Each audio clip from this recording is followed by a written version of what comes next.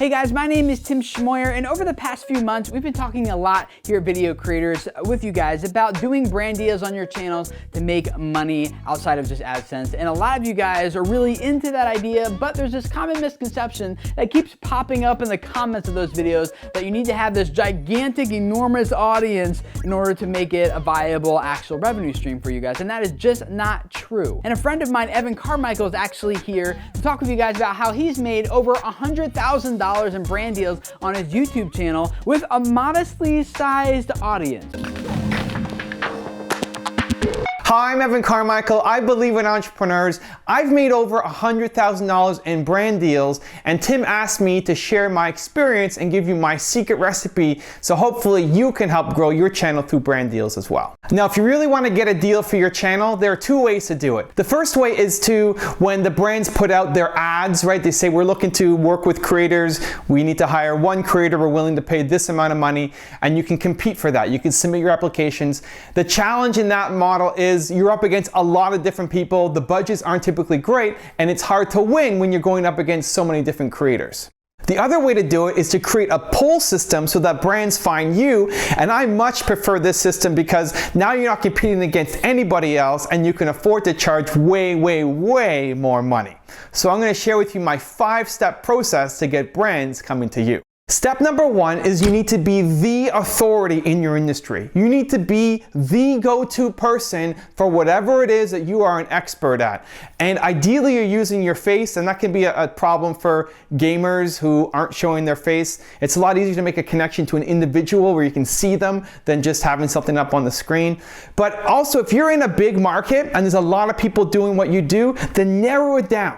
Be focused. Be the guy or the girl who is the expert at what you're doing. So for example, if you are a cooking channel, there's tons of people in the cooking channel. For you to get #1 in cooking is going to be super challenging. What you want to do is find a specific area in cooking that you are going to be the best person in the world at, and focus on that, because there are brands who they are looking for experts to partner with, and the right brand, they have people who are on YouTube looking for people to connect with. You're going to be the person to call because you have their target audience. Be the authority. Number 2 is create consistent content.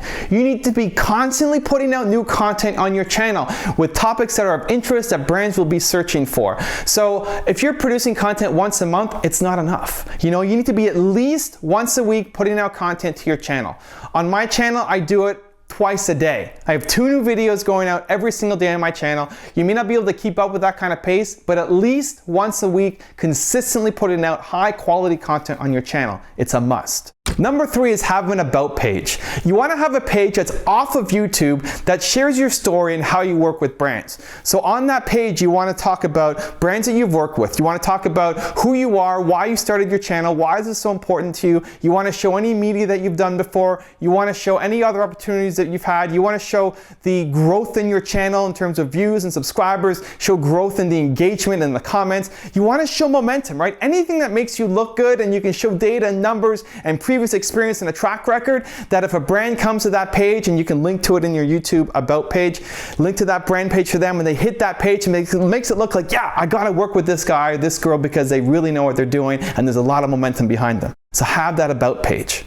Number 4 is use examples. Nobody wants to be the first deal. It's the riskiest time to be the first deal that you work with. So even if you don't have a deal yet, make up a deal, right? Just represent a brand, say that you like this product, showcase how you're using it, showcase a company that you genuinely like. If it's a book you're reading or a product you're using, talk about it in a really genuine way, and then really promote that video. I remember one of my very first videos for a brand deal, I needed to get more engagement, more activity. So I reached out to all of my Facebook friends and all my personal friends and said, hey, can you please go to this video and give it a thumbs up and leave a comment just to support me? And I can always use that video as my showcase, as a demo, that when I'm giving it to other brands and say, hey, look at the kind of stuff that I can do. So show examples, and if you don't have an example yet, make an example and drive people, drive engagement, drive traffic to it, so that when a brand comes and looks at that video, they say, hey, this guy really knows what he's doing.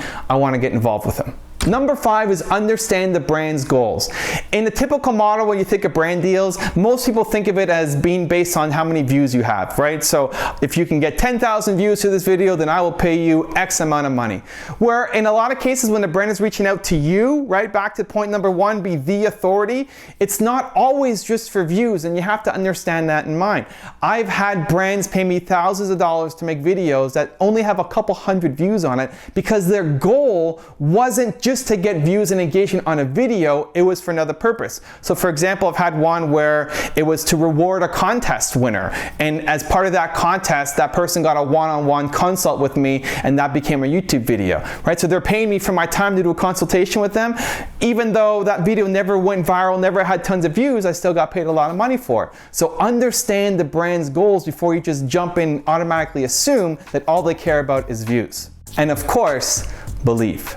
Thank you guys so much for watching. If you guys have any questions about how to close brand deals or how to get them to come to you, leave a question below. I'm going to join in the comments and the discussion, get involved, and try to help answer them for you. And I just wanted to give a quick shout out and thank you to Tim for the opportunity. It's amazing. I love the community that you've created. And for those of you who haven't checked out Tim's ebook yet, it's one of the best investments that you're ever going to make in your channel. It helped my channel grow tremendously.